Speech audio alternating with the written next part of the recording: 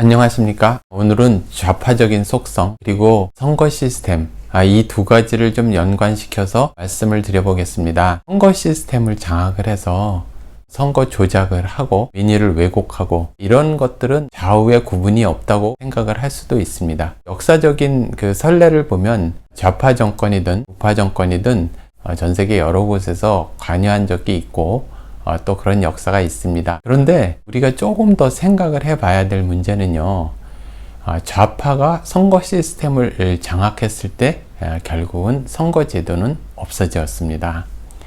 물론 선거 제도가 남아있죠. 남아있지만 실질적으로 그 선거 제도는 그 민의를 반영하는 것이 아니고 공산당의 일당 독재를 유지하거나 또 권력자의 권력을 유지하는 수단 이런 것으로 바뀌어 버리는 겁니다. 공산주의 정권 또 사회주의 정권이 들어선 곳에서 선거가 올바르게 작동되는가 이 부분을 살펴보면 잘 알 수 있을 것입니다. 먼저 중국 공산당 일당 독재의 영구화, 지금은 시진핑의 그 황제 시스템을 구축하기 위한 그런 선거 제도에 불과하죠. 분권 정권도 보십시오. 분권은 찬성과 반대에 다른 투표함에 집어넣은 적도 있었습니다. 북한 정권에 무슨 선거가 있다, 없다, 그런 것이 무슨 의미가 있겠습니까? 선거를 통해서 민의가 반영되고 또 권력이 교체되고 그런 것이 중국 공산당 체제, 또 북한 체제에서 가능한 것이 아니죠.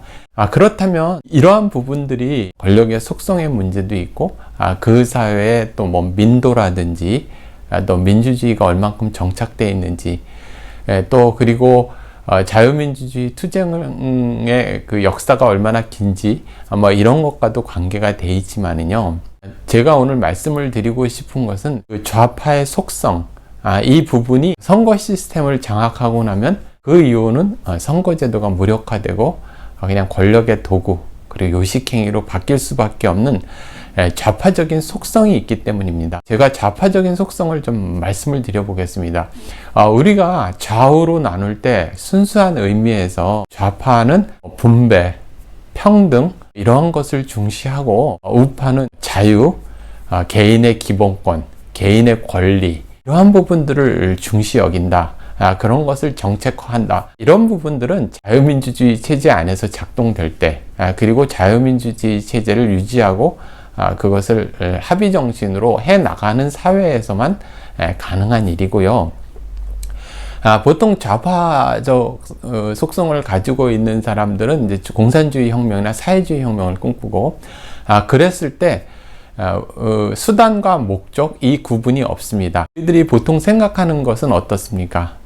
목적이 있고 목적을 달성하기 위한 수단이 있는 거죠. 이렇게 보통 생각을 하죠. 그런데 좌파적인 속성을 가지고 있는 사람들의 기본적인 성향은 목적을 달성하기 위해서는 수단에 대해서 그 합법성이나 도덕성, 윤리성 이런 부분에 대해서 전혀 중요하게 여기지 않습니다. 그런 사람들은 어떤 게 목적이고 어떤 게 수단이고 뭐 이런 구분이 없는 거죠. 그리고 선악의 기준도 없는 거고 오직 그런 자기의 이익 그리고 권력 이런 것만 중요하게 여기는 거죠. 거짓말을 한다. 그래서 대중들이 선동이 된다. 그러면 좋다. 우리가 지금 목적을 달성하기 위해서 거짓말을 얼마든지 활용을 할 수 있다. 이렇게 생각을 하는 겁니다. 그리고 비합법적인 것도 마찬가지입니다. 이것이 윤리적인 문제냐? 과연 이렇게 해도 되느냐? 이렇게 취재해가지고 해서 약점을 잡는 것이 과연 바람직하냐? 이런 것 자체를 조금 더 생각하지 않는 사람들입니다. 눈 하나 깜짝하지 않고 거짓말을 하죠. 지금 좌파 정치인들을 보면 상당 부분 전과가 있습니다.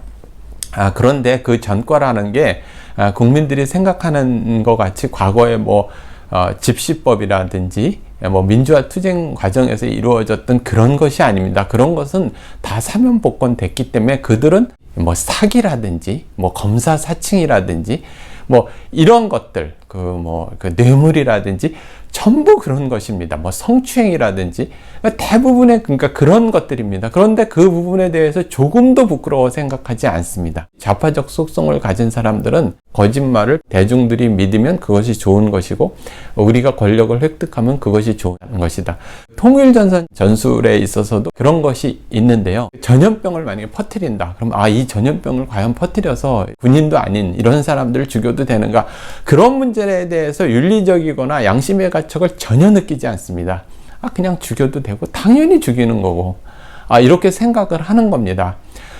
그리고 대중선동에 있어서도 마찬가지입니다. 거짓말을 하는 거에 대해서 조금의 양심의 가책을 느끼지 않습니다. 물론 우파라든지 아니면 뭐 이런 부분들에 있어서도 거짓말이나 선동의 기술이 활용되기도 하지만 그것은 좌파 정권이나 공산주의 정권에 비교해 보면 정말 그것은 이제 애교 수준입니다.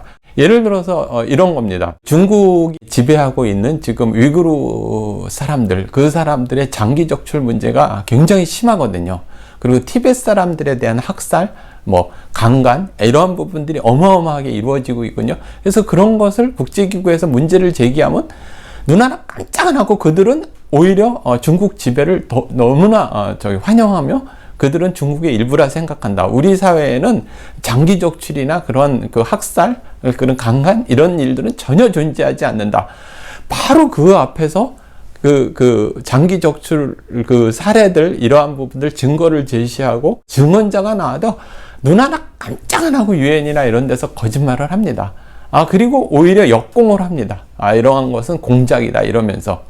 그러한 사람들이 우리나라의 선거 시스템을 장악했다고 한번 생각을 해 보십시오. 선거를 민의에서 치르고 이렇게 그들이 말하는 민중의 뜻을 발휘하고 이런 부분이 아닙니다. 이것은 얼마든지 우리가 조작해서 영구히 우리가 권력을 유지할 수 있다.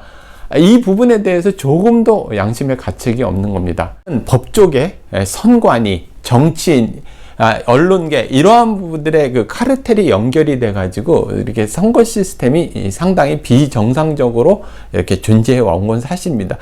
그러다가 문재인 정권에 의해서 완전히 장악을 하게 된 거죠. 그 좌파적인 속성을 가진 사람들이. 결론적으로 말씀을 드리면 우리나라가 굉장히 위험한 것은요, 선거 시스템이 상당히 권력 카르텔, 그러니까 사법부와 선관위 그리고 검찰 여러 가지가 맞물려 가지고 있는 카르텔의 문제이면서 그것이 좌파들한테 시스템이 완전히 장악됐고 우리나라의 좌파들은 대외 의존적입니다. 그러니까 매국적이죠. 그러니까 종북, 종중의 색채를 띠고 있죠.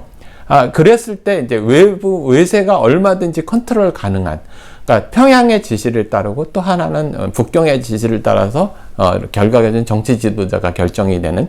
왜 그러냐 하면 제가 다른 편에서 그 중국이 세계 지배 전략 그리고 해외 통일전선 전략을 어떻게 구사하는지 여러 동영상으로 설명을 드렸기 때문에 그것을 참고해 보시고 또 제 동영상을 많이 보신 분들은 지금 제가 어떤 말씀을 드리는지 잘 이해하시리라고 생각을 합니다. 다시요.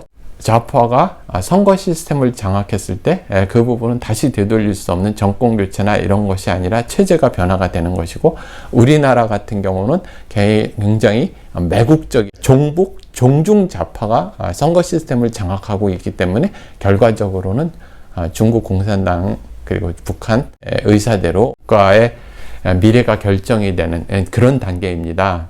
상당히 우리 사회가 좀 싸우기가 어려운 부분이 한국 좌파는 종북 좌파이기 때문에 그렇습니다.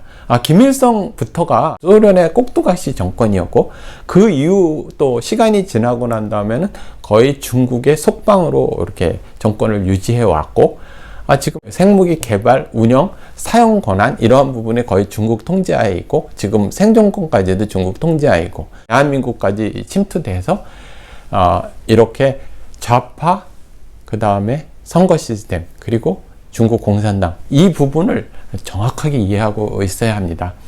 그러면 어떻게 하면 좋을 것이냐? 제가 이렇게 동영상을 올리면 그럼 대안은 무엇이고 어떻게 했으면 좋겠냐? 이렇게 막 답답해 하시는 분 많은데요. 제가 우리나라의 양당, 큰 거대 양당 두 부분이 이게 거의 종중 좌파 또는 종중 매국 세력에 의해서 상당 부분 잠식돼 있다고 말씀을 드렸죠. 그리고 좌파가 선거 시스템을 장악하고 있을 때, 그리고 검찰은 전혀 수사하지 않을 겁니다. 그리고 윤석열 대통령도 수사 지시를 하지 않을 겁니다. 그리고 언론은 침묵하고 있습니다. 제가 어떻게 대답을 하겠습니까? 국민 저항밖에 없는 거죠.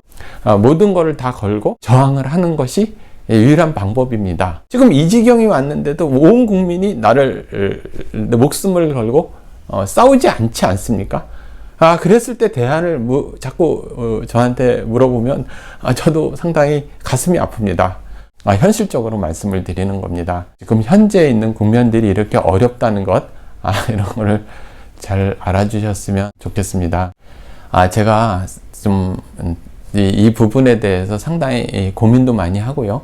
상당히 실망도 많이 하고 그랬지만 방법이 있겠습니까? 하나씩 싸워 나가야죠.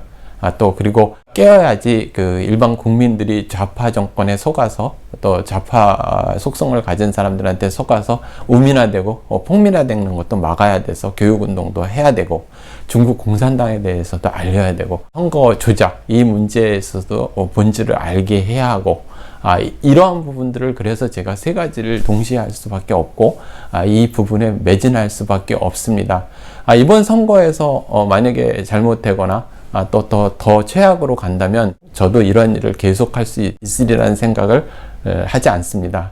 그러나 마지막 순간까지도 최선을 다해보려고 합니다. 국민 여러분, 마음을 단단히 잡수시고요, 이겨나가야 합니다.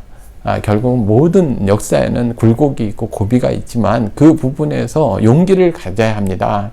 용기를 갖지 않으면 우리 그 후손들은 영원히 노예로 살아갈 수밖에 없습니다. 지금 위구르나 티베트 사람들을 한번 보시기 바랍니다. 자유민주주의가 그렇게 발달해 있던 홍콩의 사람들을 한번 보시기 바랍니다. 그것이 우리의 모습이 될 수 있습니다.